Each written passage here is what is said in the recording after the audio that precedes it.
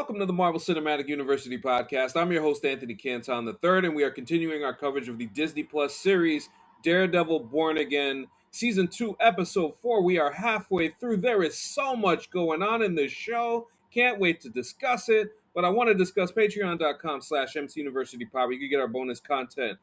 April's a busy month, folks. I just realized it, because with Invincible going on, initially after the craziness of last week, I said, let's do an episode this week. But nah, I think with the way that this show has been escalating week after week, we're going to do a season review when that concludes. Also, The Boys came back. We're going to get into that a little bit as we go and intermittently. There's a lot of stuff going on. Obviously, Blade Trinity later in the month, subscriber mailbag. April's going to be a fun month, and you can get all that and all of our backlog of episodes for $3. Of course, if you're on the YouTube right now, like, comment, and subscribe. And with that being said, let me introduce the super producer, Jake Christie. Jake, how are you? It's a very exciting month to be doing this show, and I'm very excited to talk about this episode. We got some heat to talk about. Oh, yes. The fish grease is out. Let's go. Can't wait. And, of course, we have our pal here, the man, the myth, the legend, Teej. Teej, how you doing, sir? I'm good. I totally agree with Jake. This is a pretty cool episode to talk about, and a very good time to be watching TV. Man, we got a lot of really good TV. We got something for everybody. It's just a very fun time to be somebody who enjoys watching TV. I agree with that wholeheartedly. And what I also am excited to talk about is Teej's tweets as the Better Call Teej segment rolls on for another week.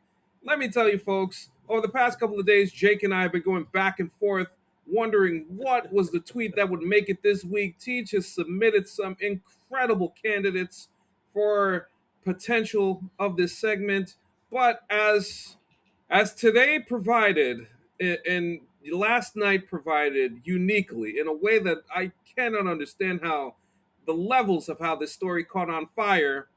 We have at Roto Surgeon. Vrabel got one taste of those pesto pumpers and didn't look back, to which Teej quote tweeted in all caps, pesto pumpers. Now, Teej, if you may, guys, I realize it's if you're watching and you're saying it's Daredevil, we're gonna get to it, I promise. But we gotta talk about this. Where did pesto pumpers come from? I have no idea, but that is an inspired piece of work by whoever tweeted that. That was just, I laughed for about 10 minutes when I saw that. You could never get enough nickname for breast on the timeline. I was just going to say, I feel like you are uniquely a connoisseur of that subject. I remember, and this is a thing that I remember only because this is me being the Museum of Twitter guy who has a spreadsheet of like every big tweet, not me being a creep. I remember one time people got on you because you referred to them as heavy haulers, and I'm like, no. That was like a year ago where someone called them big rig haulers, and he's just iterating on that. But I'm like, I saw that and people were getting on top of you, and I'm like, it's even worse. Teej remembers what I have on the spreadsheet of when someone got angry at another woman for calling them haulers. The pesto pumpers is just incredible work. That story, man, is just it gave us a lot of life. They came out and they denied it, which always makes the story bigger. And then today, everyone on the internet has receipts about, basically people have thought this was going on or this is going on with other people or other coaches. People have been suspicious of what's been going on with this reporter for a good amount of time. So there's a lot of receipts on the timeline, man. It's looking bad. If she was my client, I would pull her aside and say, we probably shouldn't have issued such a denial because now people are digging into your past. And there's all these videos on the timeline about her talking about her marriage, which is oof. Don't make content out of your relationship. I cannot stress that enough to anyone. That's not just for famous people or people that work on TV. You just should not make content out of your relationship. It never goes well. And even if it does go well, it's temporarily going well. And when it goes bad, people are going to pull those receipts. Just don't make content out of your relationship. It's just not. I would 1,000% agree with that. I think there is a level of it's just unreal to me how it felt like every hour on the hour, I found a new video. I found a new funny tweet. Let me tell you, Twitter for the last day, 24 hours plus has been shooting like Steph Curry in terms of the comedy. Like every one of these hits. Like none of these are stinkers. Like they all hit. And these damn videos, it's so full of evidence. Like the amount of discovery if you were doing this case, Teej. Well, I mean, goodness gracious. It'd be an open and shut case. I even Unbelievable. saw what I saw was on the Bill Simmons subreddit of all places. Oh Someone God. compared, like, someone basically was like, why is she saying all this bad shit about her husband, like joking about cheating? And they just posted the gif of Hamish Linklater and Rafe Spall in The Big Short of they're not confessing, they're bragging. Let me tell you, when this story came out, so I saw a post of a Tennessee Titans Reddit thread from 2019. So I went in and I looked, and I'm like, what? This was going on back then? And everybody was talking about it there back then? And this all goes all the way back to 2015? Listen, all I'll say to you folks, if you want to look up this story, just look up Mike Vrabel, and you'll find exactly what you're looking for in terms of this particular NFL story, which has been is just unique. It's a unique story. So shout out to Pesto Pumpers and shout out to Teej for once again delivering us a wonderful tweet. But it allowed Teej to say his take that is always correct. We make fun It of is Teej true. on the show. Yeah. But Teej, what is your take? Just say, and people get on you for it, but you are right. Do not ever date your coworkers or people from your job. Leave the people at your job 100% of the time. I did have someone give me an example that made me reconsider my rule. I've never reconsidered it before, but someone said there are people in this world who work with Taylor Rooks, and I didn't have a retort to that. And we all have our weaknesses, and I'm not going to be dumb enough to lie on the internet and say that if Taylor Rooks was my coworker, that I wouldn't have some thoughts. But generally speaking, 99.9% of the time, unless you work with Taylor Rooks, do not fuck your coworkers or people from your job. Just don't do it. The thing is, Teej, like with the Sherrod Moore situation, with the situation, but to a person, every time this happens, the person doesn't look like Taylor Rooks. Like it's never Taylor Rooks. It's never Taylor Rooks. And no disrespect to anyone involved. Honestly, it's like yeah, you could say like yeah, you know, if Rihanna was my coworker, but people aren't doing it with Rihanna as their coworker. Like. And some, I'll be honest, and that does happen in like Hollywood, where you know, like for example, like Brad Pitt, you know, fucked his coworker when he was with Angelina Jolie, but like you're not Brad Pitt. Yes, like it is something, especially because I've done a lot of employment law stuff, and when you start to look at people's emails, like it is insane the way. Still, I'm not even talking about like in the past, like still to this day, the way that people interact with their coworkers is just inherently insane. Don't be one of those people. Relationships end every day, but your relationship ending does not necessarily have to mean that also you need a new job or that other person needs a new job or there's some kind of investigation at work. It's just not working. Relationships are hard enough, and I use relationships in a very broad term. It's hard enough to make interpersonal relationships with someone that you're attracted to without also having to be coworkers. Just don't do it. Just don't do it. The more you know. But listen, let me tell you, teaches you something every week, folks. That with the tweets, and he has a message at the end. You gotta love it. You gotta love it. And now we move to Daredevil Born Again, folks and guys. I think after this episode, the thing that I could say about this show right now is obviously it's operating on a very high level and on all cylinders.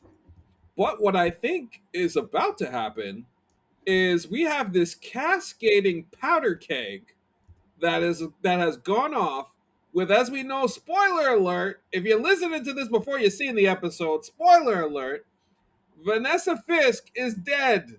Is dead via an accidental shot that ricocheted some glass into the side of her head.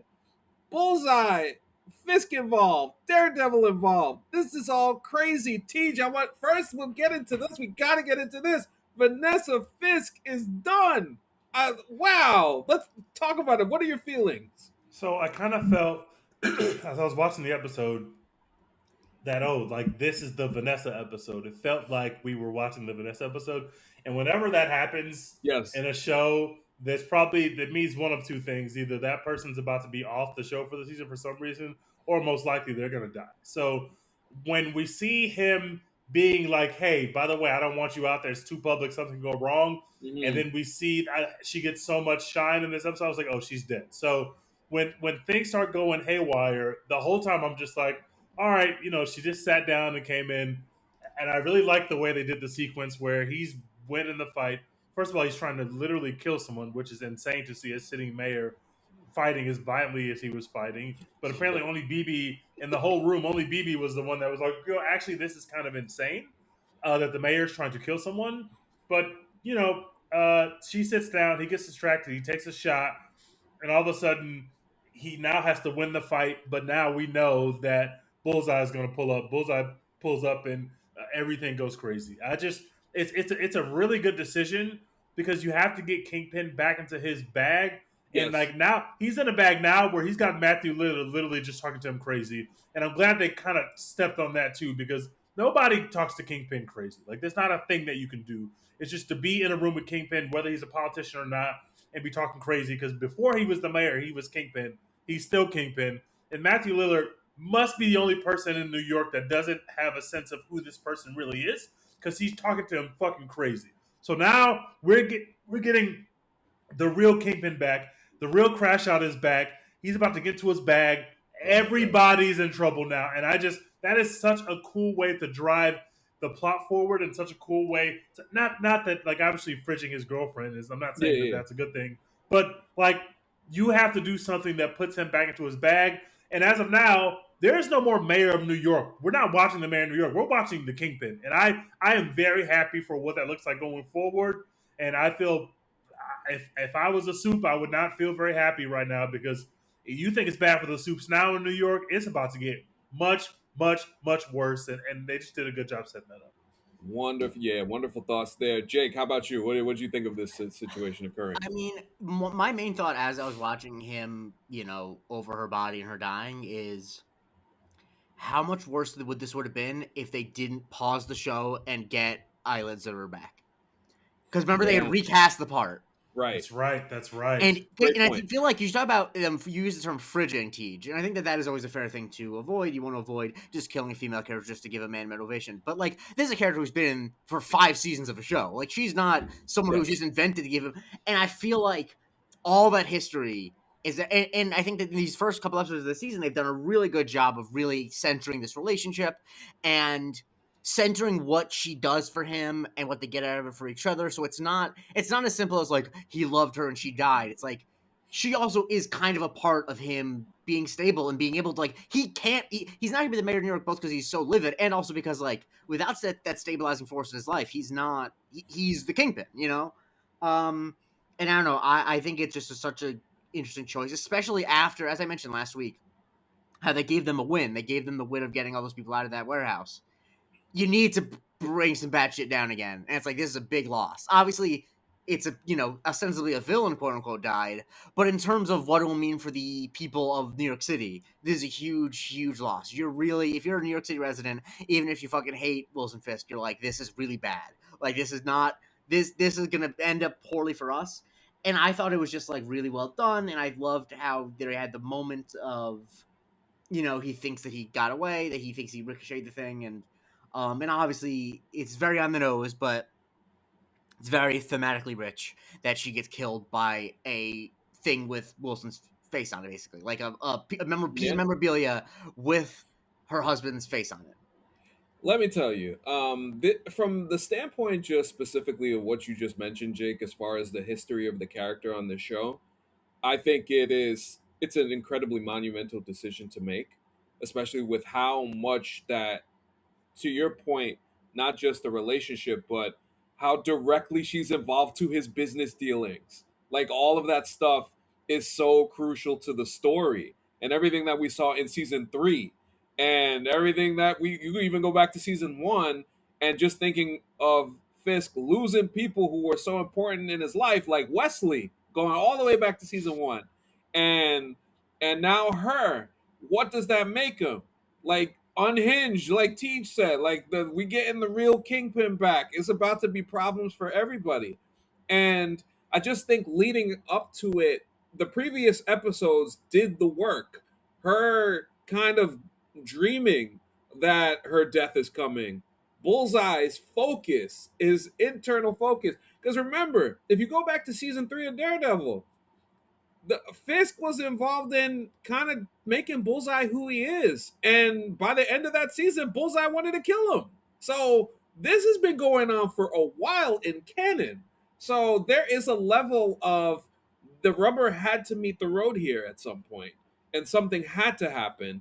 And now this bomb just went off, and now everybody has to deal with the consequences of it, which is going to be really fascinating for all of the characters because reacting to this version of Wilson Fisk, it's going to be unpredictable. It's going to be unhinged. Matt Murdock and his homies are all in trouble, and I love that for the show, and I love that for us as fans because I think the second half of the season is going to look really, really good. But the biggest part of this episode, besides the death, obviously, of Vanessa, is what we saw from Benjamin Poindexter, aka Bullseye. This was a tour de force in terms of how he was portrayed in this episode, how they deployed him in this episode right from the start, the banana milkshake situation, the diner calling all them anti-vigilante task force folks in. Jake, I'll start with you on this one. Just in terms of how we saw Bullseye and kind of like throughout the episode, he was kind of the conduit of everything. What did you think of not only the beginning, but just kind of like the way that they used him to make all of the events feel bigger in this episode?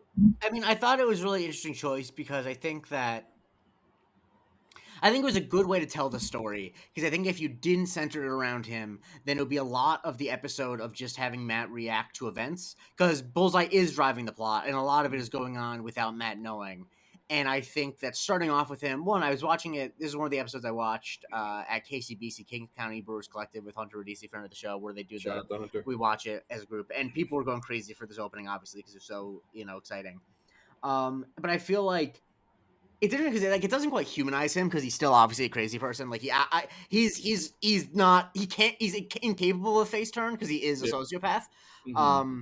But I think you do understand like he's living a life and his life is it just honestly is such a contrast from Matt because you see that he's making these decisions without much inner turmoil. He's very comical and collected, whereas Matt's whole thing is hemming and hawing about with this Catholic guilt of every time he does anything. And so I like being able to see that it's not for him. It is as simple as he decides he's going to go to a diner, get a milkshake, and then decide that he's going to murder a bunch of people with forks and knives. That's just a funny sentence. Yeah. And yeah, also insane that he makes his sunny side. He makes eggs over easy for Cat. I appreciated that, but that's an insane thing to do. But no, I really thought that was interesting, and I think that having his perspective made the scene, the confrontation with him and Matt later, much more rich for me because you can see that he's wrong when he's saying he's trying to do a good deed. Like because he's incapable of understanding what that means, but he's not full of shit. He thinks he's telling the truth. He thinks that he's not lying, but like Matt was like, you can't do it because you're a sociopath. You don't understand how this works. You think he thinks he's righting a wrong, but go ahead, Teej. I really like the kind of chess game that's happening between Kingpin and Daredevil. Kingpin is smart enough to know that he shouldn't reveal to New York that Matt is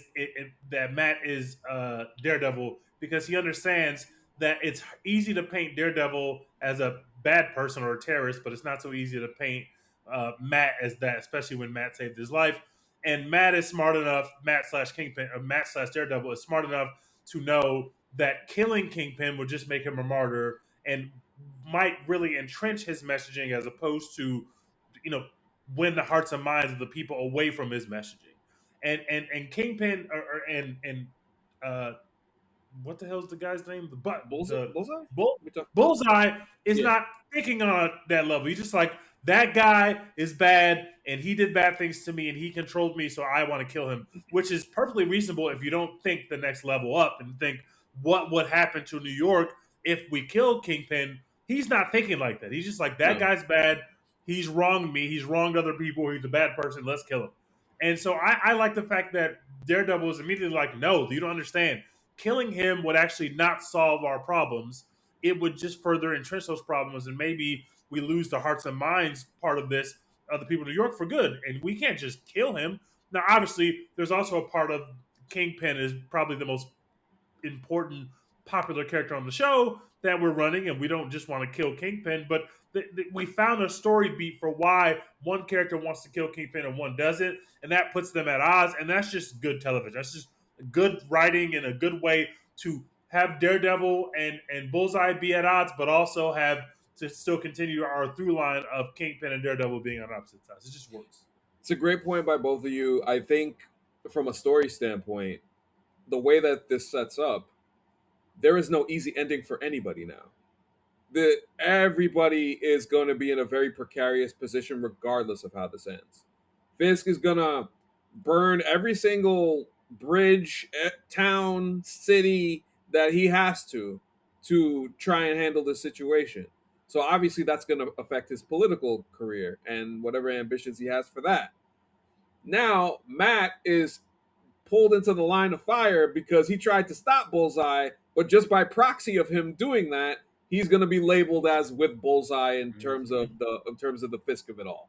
So, and then we still have this identity stuff with Daredevil and trying to hide that Matt's not around and stuff like that. So, like that, all of this is going to end up in a huge explosion at the end, and I'm just very curious to see how they put all of the chess pieces together and where everything lands, because normally formulaically in a season of a show that keeps running on season after season after season, like usually you get to, okay, we get to the end, hero fights the villain, this happens, and then it kind of moves on. There has to be something significant changing in terms of not only the relationships of these people, but just where they stand. Matt just can't be Daredevil forever. Mm-hmm.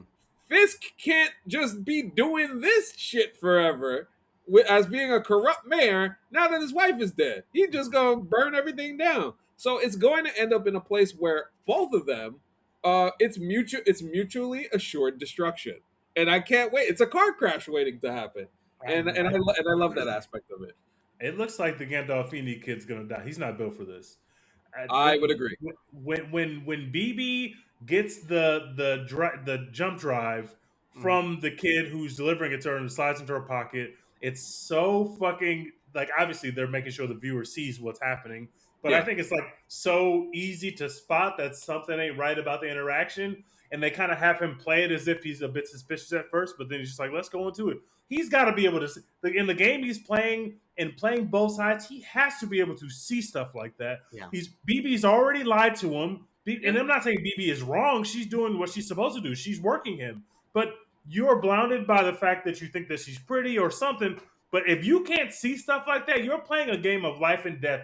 Kingpin is really, I think Kingpin has killed 2 people boxing, just boxing in this season alone. Like, Kingpin is not the guy who's going to let you, he's already checked you once. You're playing this game in a way that is not beneficial to you and your well-being. And I think the first thing that Kingpin is going to end up doing in terms of we seeing that, oh shit, like, he's really turned shit up, is that he's going to kill the Gandolfini kid. It just makes so much sense. And he's a huge liability for Kingpin as a politician, and he's about to get made an example of. I think that he's out of here soon. As we're finding out, and maybe it'll occur, and maybe it will play out as you say, Teej. But what I wonder is, and as we saw in this episode, it seems like Buck is also not playing around either. He's not here for these games. So Kingpin's second in command, like, he is about this in a way that I think Daniel is not. And the previous episode where he kind of gave him the warning, like, yo, bring it to me. Let me know. Please. You don't want it to go this way. You don't want it to go another way. That's where I feel like it's going to be the thing between them, because Buck is essentially the new Wesley. He kind of like, he just got the MI6 capabilities and all that other stuff to add to watching Fisk's back and stuff like that. So, and you could see that there is a bit of a kinship between Buck and Daniel. So, like that, I think they're going to play off that, and eventually, I do think you're right that Daniel is going to die, but I think it's going to be at the hands of Buck because right now, Buck, when you was talking about Mr. Charles and Fisk Mhm. and that little back and forth, Mr. Charles, aka Rage Baiter. I mean that dude. He up pole on him. I was glad that, like, not that I'm rooting for Kingpin by any means, but you can't just have. I wasn't gonna be able to credibly watch too many scenes of Matthew Lillard talking to this man like he don't know who this man is. You talking to fucking Kingpin? Put some respect in your tone, bro. And I'm glad that he finally got some straightening because Matthew Lillard is running around like he Pac out here, and we can't have too many of those scenes. So I'm glad that we finally nipped that in the bud. We can't Mhm. have that. But no, AC, I do agree with you about Buck Mhm. because I think that Buck is. They're clearly making a concerted effort to make him more than just like the generic British right hand man because that's what he was in the first season. Yes. Yeah. Obviously, and there was a lot of problems in the first season. I'm sure 1000%. that there was stuff that got cut out. But I think they want. I think they want to show that like no, he is as about this life as Fisk is. He just has a cool British demeanor, not like a simmering anger, you know. Yes. And like it's but yeah, like I think the thing about Daniel is that he thinks that he's playing one game and he's like not. Like he's playing a bigger game. Like I think he thinks that he's in the game of corrupt politics and Yes. he's in the game of murder and mob. Like and I think that, you know, he's going to be an example in the story whether or not he gets killed soon or not of like you can't be halfway in this shit. Like you can't be on Fisk's side and like his, you know, doing his dirty work and also have, you know, like a healthy relationship with the reporter and like be like no, you have to commit. And I think that yeah, he doesn't know what he's in for. He thinks and I think that he's been able to coast by his charm and his he's pretty good at being a sycophant, but like is he willing to like would he be willing to, you know, track down that first mate and shoot him between the eyes? You know, like because if you're not willing to do that, then you really can't. You're not really of much use to Fisk at a certain point. He's not built like that. He's not built like that. Yeah, it's very difficult, and I think this is what the season has essentially been about. Like I mentioned, the Fisk and Murdoch situation heading towards an eventual end conclusion. It feels like all of these characters are headed for eventual hey shit or get off the pot type of moment. Like everybody's kind of in it. These are high stakes in terms of what is going on in this city, and Daniel's just another piece in that puzzle that has to make a decision. And I just think he's going to be caught in indecision land. And when you're dealing with Fisk and when you're dealing with somebody like Buck, you're just going to be in a situation where that's not going to work out. So that part is fascinating too. I will say once again, the weakest part of this show, it's the only weak part of this show, is them goddamn videos. Like it's somebody got to stop them. I don't need no more. Please, I'm begging. I've just It started just tuning them out. Like Yeah. I that's really literally what's just started happening. tuning them out, bro. That's I what's straight happening. up was at the bar getting another drink when the one was happening. Like, straight up, Like, yeah, it's not working. because the thing Man. is, they don't tell us any new information. They're At not all. entertaining, and so like there's nothing to them. Like yeah, it really it just is a complete misfire of an idea. Like I said, if there was new information, like if think about it, because BB is not getting scoops that we don't have access to. We Right. see all the things that lead to her getting scoops, so we know what she's gonna say in the videos. Yeah, I mean, in between that and the BB on the street joints, like dog, we can mothball them joints, please. I'm begging you. I'm begging you guys. I don't want to see it no more. Mhm. Just let her have meetings with Karen and just pass information along, and have her have scenes with Daniel. That works perfectly fine. It's a And like I said, totally and maybe yeah have her distribute the information in a way that feels like it's from the 21st century. Like yeah really, like yeah like have some way of communicating it. You know, whether it be like Like there are ways to do videos, even front-facing videos, like make it feel like TikToks. Don't make it feel like once again, it feels like like I was saying, it feels like a hacked cable access show, which is a thing that is what you would do if you were started writing television in the 1990s. And it's like, no, like that's not how this Right. would be anymore. It would be like she would have like a fake TikTok persona or something like that. Or she would have, like a Twitter account, not Twitter, but like she would probably, she'd have something to make it more modern. But now it just is like, I think the fact that we don't learn any new information is what really makes it tough hang. Like, Yeah. like we know we were there when Daredevil sunk the boat. We don't need Fisk to tell us that. Yeah, we don't. It's not something that works at all. And I'm glad you mentioned the boat because the other funny thing about this episode that was was I don't know what Karen and Kirsten thought in terms of how they thought that they were going to protect this guy. They let this And guy down. They really let like, this guy fam, down. this poor guy, this poor guy, he did one interview, and within maybe a 10 to 15 minute span, that dude was cooked. Like off the board. God damn it, man. He single-handedly gave them information that could take down the mayor, and she said, "Don't worry, the marshals will take care of you." He had two marshals with him. Two. Two. Two marshals, bro. It should have been 30 marshals with this guy. He had two marshals. As soon as they showed he's got two marshals, I said, "Oh, he is gone." Yeah. Two. Buck got two out of here. He didn't even need any backup. Like Buck wasn't even gonna go do this. Buck was like, Yeah. "I know that he's not protected well enough where I can pass this down the chain and have one of the young guys go do this." Kingpin said, "No, we can't have no mistakes. Go do it." But Buck didn't need to be there to kill two random people. He could have had the Gandolfini kid go do some shit like that. You only got two guys on this guy. That's insane. R.I.P. to that guy. He's out of here. That's crazy. God damn it, man. That was unfortunate. Other thing that I wanted to ask, because I feel like something that happens on the internet, specifically Twitter, when it comes to this show that I find interesting is the shipping that gets talked about in terms of Matt and Karen. And a lot of folks over the past couple of weeks have called their relationship extremely bland and boring, and they refer to this week the whole "I love you" bit seeming I guess very formulaic and not actually passionate. I don't know if either of you have any thoughts on how this relationship is being portrayed. I got that. Yeah, talk to me. Well, and I think first and foremost, being too into shipping should be listed in the DSM. So just want to note that. But two, I think that yes, it is bland, but I think a lot of it is resentment that because people are really invested in the Karen Frank Castle Frank, relationship. yes, Like that is that I think it's hard for me to read that without just like feeling the resentment dripping off of it. It's like, yeah, we get it. You wanted her to be with Frank.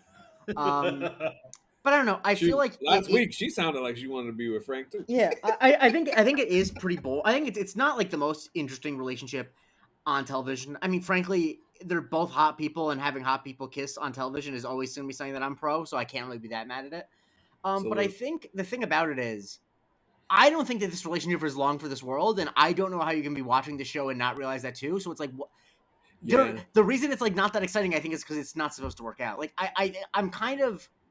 It's like, is this your first television show? Like, yeah, this is not the end. No shit. Like, they're pouring it on really thick. It's a bit awkward. Like, yeah, the point is that this is going to come under strain and it's not going to work out. Like, maybe I'm wrong, but that's why I'm forgiving it, because it's like, oh, this relationship doesn't seem that interesting. It seems pretty boring. It's like, sure seems like that would come under strain as more bad things happen and maybe Frank comes back in the picture. Like, yeah, I think they're setting it up in such a way that it's not a relationship that can last. In this relationship, I think that Matt definitely likes it, is more into it than she is. I think agree. that he's someone who, he's like, we joke that he's a slut, and he is, but he's someone who like he's like a serial monogamous type. He needs someone to be there. He needs someone to call him on his bullshit. Like, he needs someone to mom him, honestly, to what, he needs someone to be like, don't Matt, you can't, you know what I mean? Like, that's where he kind of needs that. And she, I think, is like, he's good looking and he's such a sweet guy and we're in this together, and it's a tense situation. They had they're in the same fucking safe house for like 3 months. Right. Yeah, no shit. Like, but no, I just am. It feels like all this stuff is the text. It feels like a lot of complaints about television these days, and this is just a broad statement, are people thinking that they're smarter or better than the show and considering things that are on purpose about the show to be 1000%. flaws. And it's like, Yes. I don't think the fact that the relationship is not crackling off the screen is a flaw. I think that, yeah, because if this was the end game, if they were going to be happily forever after, yeah, I think the relationship would be a little bit better. I Yeah, haven't I picked think- up yeah. on any vibes of the relationship not being. I haven't. I'm thinking about it now that Jake said that, but it doesn't feel like to me, or at least it hasn't felt like to me, that he's more into her than her. I just think that I guess I've rooted off to like he's more affectionate than she is. Mhm. But I haven't. I think that the relationship is like sizzling off the screen? No, but I've also never felt that way, even when they were doing the will they won't they kind of thing in the No. early seasons. Yeah. And so maybe it is. I guess it makes sense what Jake is saying, that this is probably a plot point of why the relationship doesn't feel finalized or feel like this is their destiny.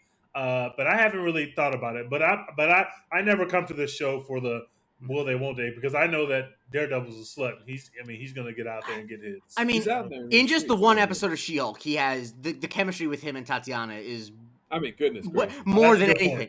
point. That's a really good point. Like their chemistry is insane to the point where people are like, "Well, we got to bring back Elektra." I'm like, I understand that that's what it says in the comics, but like, I saw the fucking spark. My computer was on fire. It was sizzling when I first watched that episode.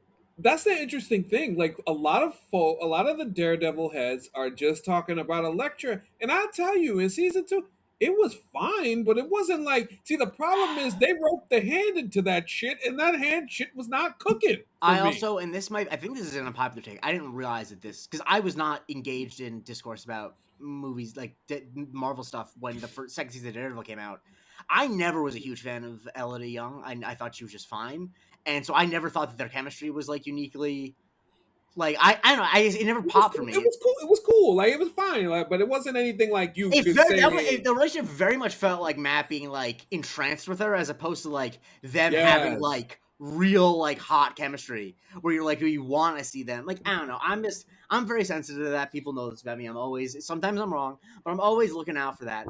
And I think that the thing is, I think that like if. I'm just telling people who are mad about the Frank and Karen stuff. I don't think that the show is unaware of that. They had that moment last week. Like they are aware, very aware, in fact. and they're aware that perhaps if Frank were to re-enter the picture, the excitingness and the danger that Frank brings, and like the lack of self-doubt that Frank brings, might entice Karen again. Maybe this is a show with drama and stakes and things that go up and down, and it's not just a delivery system for the things that you want to have happen to happen. So maybe just stick along and watch the show. Now, am I sublimating some of my thoughts about the show The Pit, and people will talk about that into this conversation? Yes, I am. But television doesn't exist for just the things you want to have happen every week. So another great. Let me tell you, you guys are delivering great messages in this show today. This is great. I love it. The more you know, the more you know. Yeah. The shipping stuff, to me is just. It's a little overdone. I think, like everything else, please let it play out. When you let things play out and you let things conclude, let's see where it lands and let's see where it goes. That's where, to me, as you mentioned, the plot has kind of dictated why there's a little bit of an awkwardness in the relationship, even though there is proximity and there is good feelings there.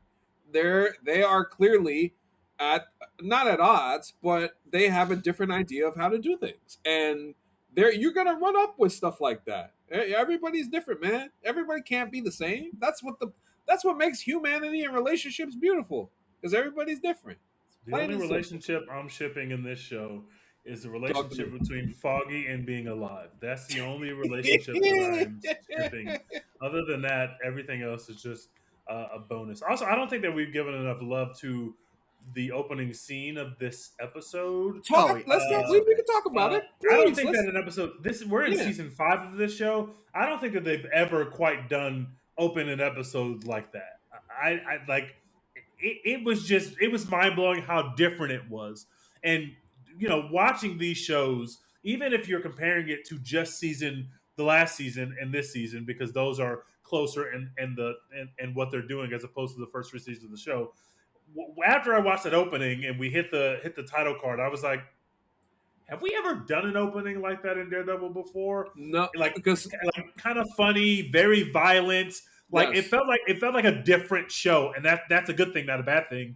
I thought it was so well done, and I thought it was like literally transported out of a different universe. And I was like, wow, like this is what you should get to do. One of the reasons I like the show Industry is because they've just finished their fourth season, but you can tell the people that make the show go into every season and goes, how can we do something different? Not just in the plot, not just in our new characters, but literally in the way that we shoot the show, in the way that we present the show. How can we be more creative? How can we do something different creatively? And how the show looks to the viewer. And I just thought that something like that is exactly what I want in a Marvel show, especially one that's lasted for 5 years. You've got a chance to try something, just try it. And we're going to shit on it if it's bad.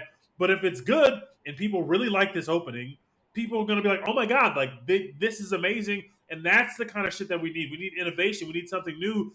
I literally forgot that I was watching a Daredevil show because it's like we get this 5 minute open with this music hidden, and it's just like, what are we doing? Like we got the New York State of Mind playing, and all of a sudden we're in a diner. He's being nice to all the civilians, and he's just like murdering the Dude with the people dog. in uniforms. And like I just thought it was That was great. perfectly well done, a pretty entertaining scene, and I want more of that kind of stuff.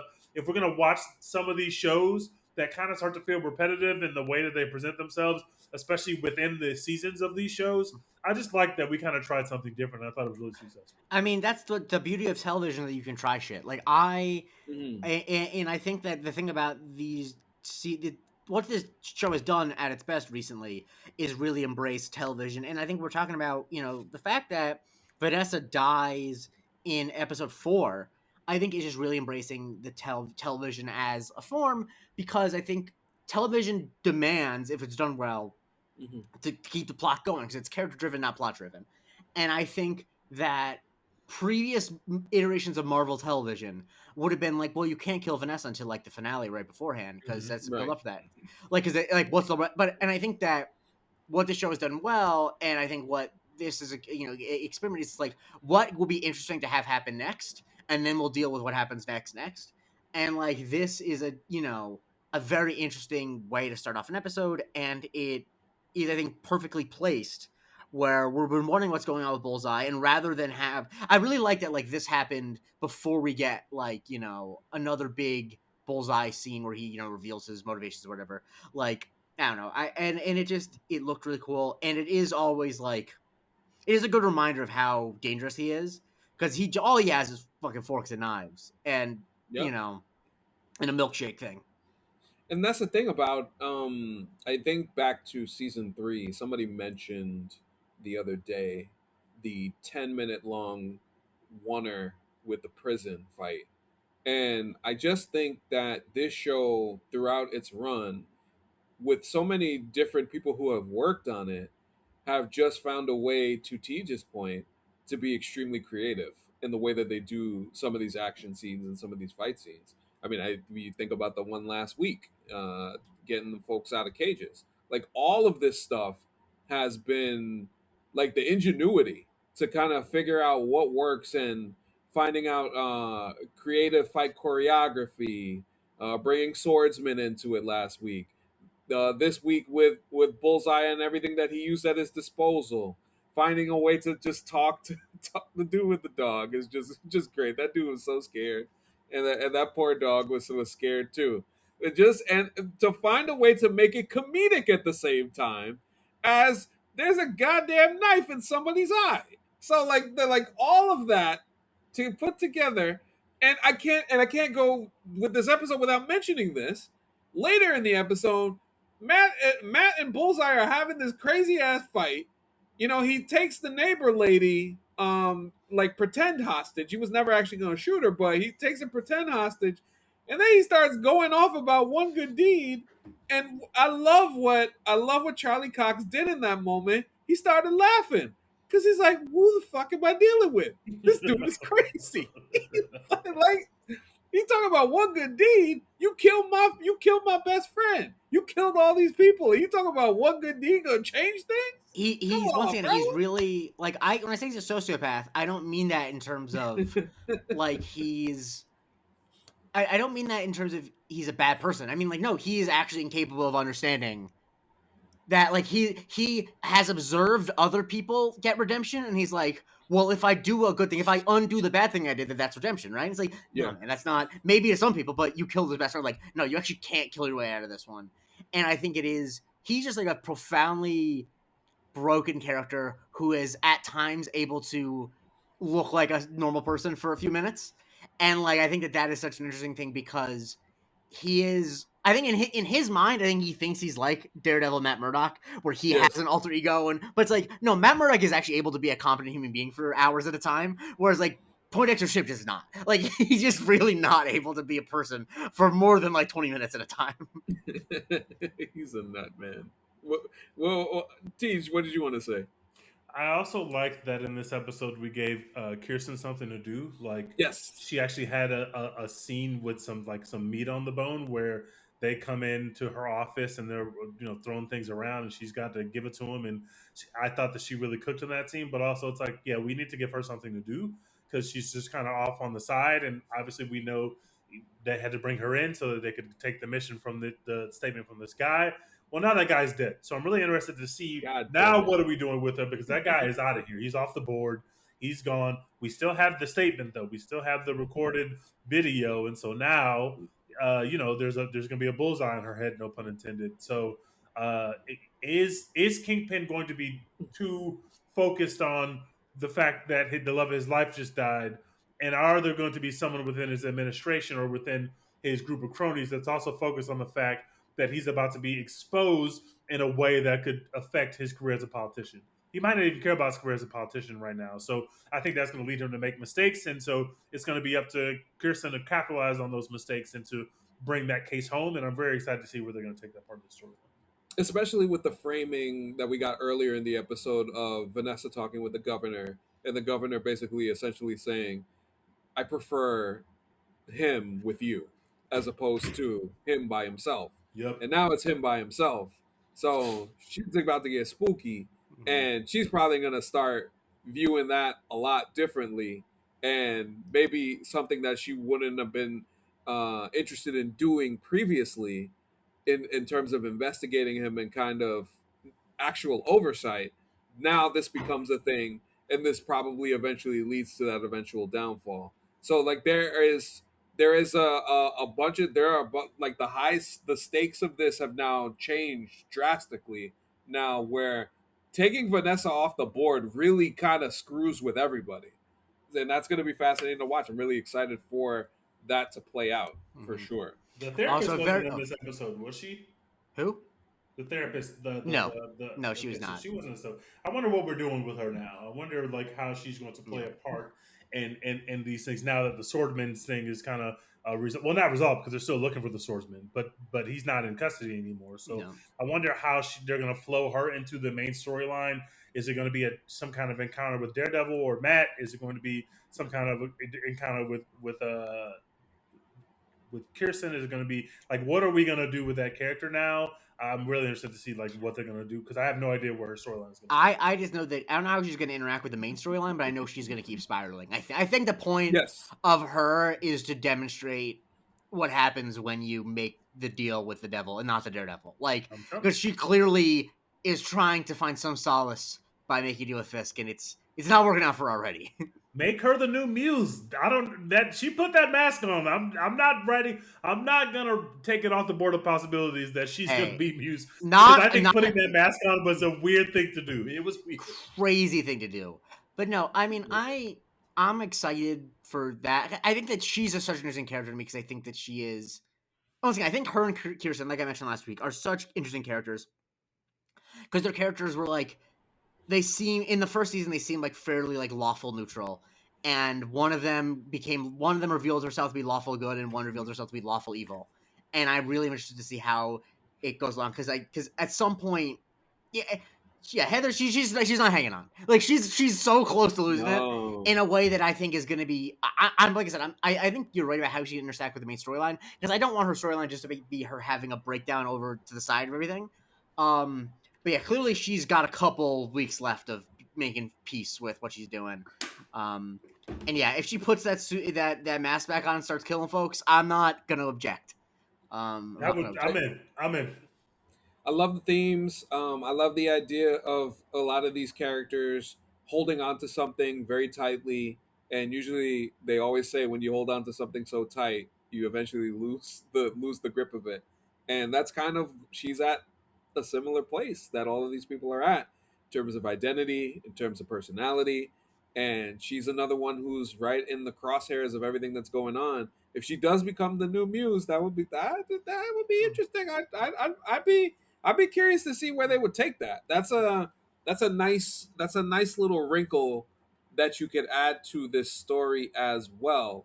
And I'll say this much in terms of like what we have coming next in the second half of the season. Obviously, we're getting close to the Jessica Jones thing, and obviously, let me just say this: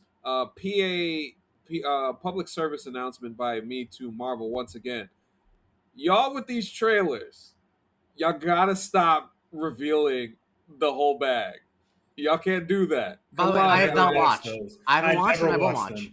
I never never watched watch a trailer for anything that I'm already watching. I'm watching. I'm not gonna say what happened, but I'll just say you really kind of told us what's about to happen, and what may occur. So, Marvel Studios, I'm begging you guys, when you get closer to the movies, we're gonna see them. We're going to see them. I swear to God. Like the Spider Man, we're gonna see Spider Man. This show, everybody's locked in on it. Everybody's enjoying it. Please. I get I'm it. I begging even you. understand it more for a movie because like they have the stats, they know how many people are seeing it. But like if it's a TV show and you're showing the second half, the people who are gonna watch the trailer are already fucking watching the Jake, show. Jake, it did not make any sense to, and it honestly, it's ADR dialogue, and it's like I didn't Yeah, I need don't to need to know. know I don't that. need to know. I don't need to know. I would just recommend if you're already Yeah, watching a TV show, you don't need to watch right. the second. The thing is, are you gonna watch the second half of the season? Great, you don't need to watch the trailer. That's what I'm saying. I think this is a general problem in Hollywood about Yes, what we put in trailers. It's bad with movies, but I think it's much worse with TV shows because Yeah. again, you're only going to see that little clip that you saw if you stay on to the end of the episode that people are already watching, and I think it's insane to do that because you don't really have to advertise to them, especially when you're coming off an episode that good. If people stop watching your show after episode 4, you weren't going to keep them anyway. Like you right, just gave them exactly. so much in episode 4. Those people who are not going to keep watching, those people who are going to stop watching, we're going to do that anyway. But I will never forget watching Challengers in theaters, which is a movie that I absolutely love. The first time I Shout saw out to that Challengers. trailer, That's a within good ass 15 movie. seconds of the trailer, I was like, "This movie is so meant for me. It's not even fucking funny. I'm in." And then they show in the trailer later in the trailer that Zendaya, who is a tennis star, has a debilitating knee injury, and they show you that in the trailer. And that is one of those moments in the movies that would have been so fucking shocking to experience as a moviegoer to not know she was going to snap her leg and to not know that the second half of this movie is not about her as a tennis player, but it's about her and her relationship to these other tennis players. Like that is something that you didn't have to put in the trailer. Nobody went to go see the movie because Zendaya hurt her leg in the trailer. That's not Right. even that. Like nobody made the decision to go see Challengers specifically because you put that in the trailer. And I think it sucks for creators who are creating the shit who don't want to put that shit in the trailer, but the studios feel like they have to get people in the theaters or to get people to log back onto the app to watch the TV show. And it just sucks for people who are really tapped into movies and TV because we are figuring out what we want to watch, and we're not really going by how stuff is quote unquote marketed to us.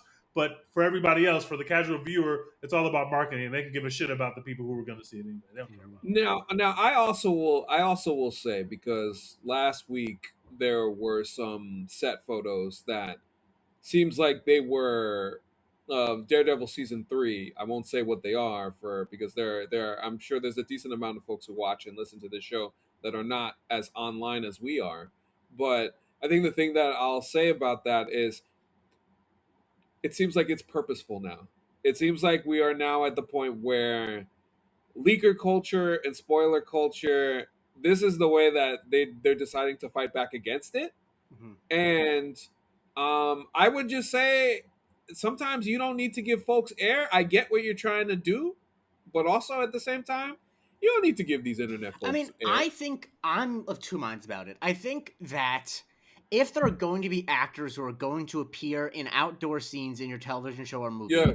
I think that it's fun. Whatever. Like, I would rather them reveal, and I think that we talked about this with Superman. I would rather Yes. them reveal vague stuff about it and have stuff shot in natural light and in real sets than Agreed. do the fucking, late 2010s, early 2020s Like Spider-Man too. Marvel thing. Yeah. Exactly. Where it's like everything's in a green box because they don't want to reveal anything.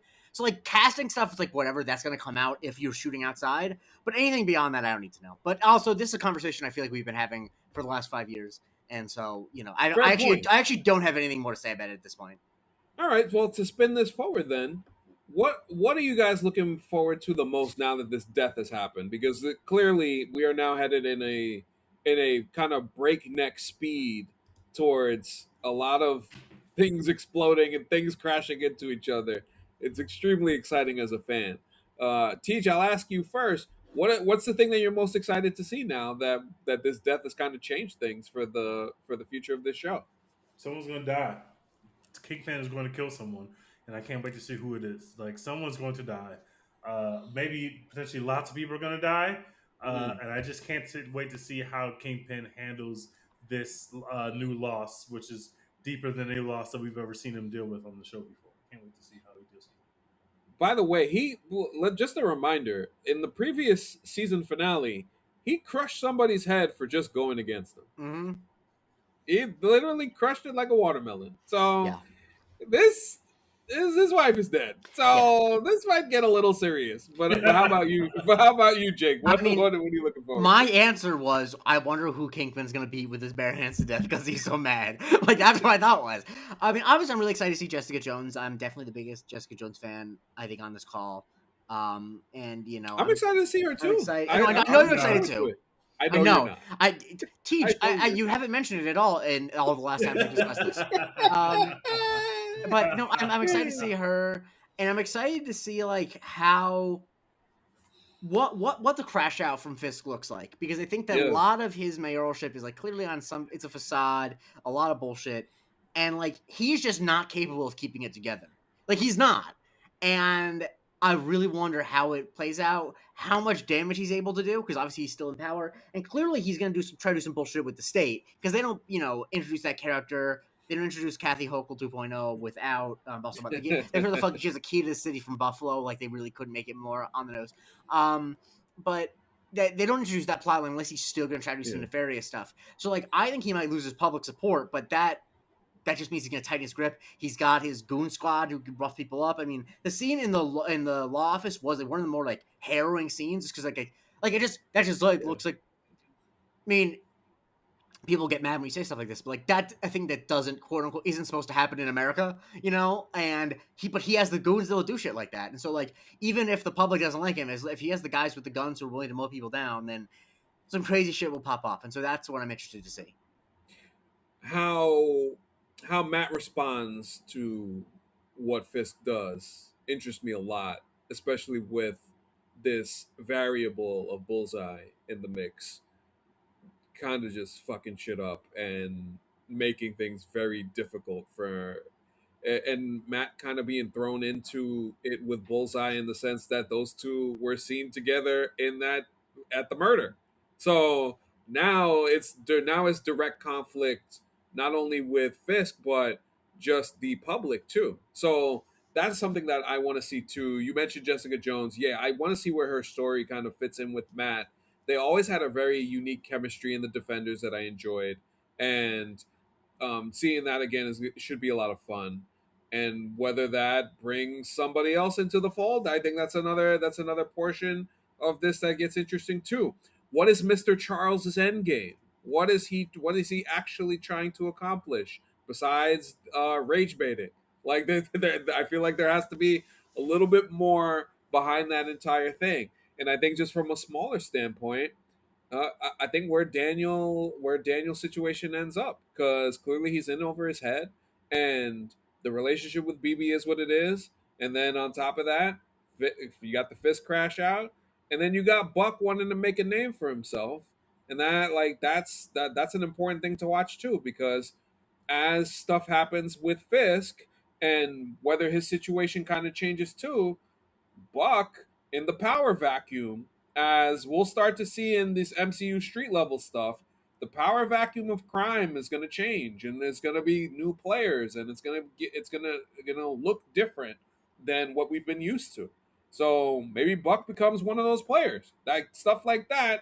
That's what interests me about just not only the direct Daredevil stuff, but the future of the MCU street level, because a lot of folks have been talking about it. The MCU street level stuff is kind of where it's going to be at. Mm-hmm. Like, this is the stuff that we're going to really get to sink our teeth into with everything happening with Spider-Man, and just how they decide to use New York City as a character itself, having all of these folks, heroes and villains alike, involved.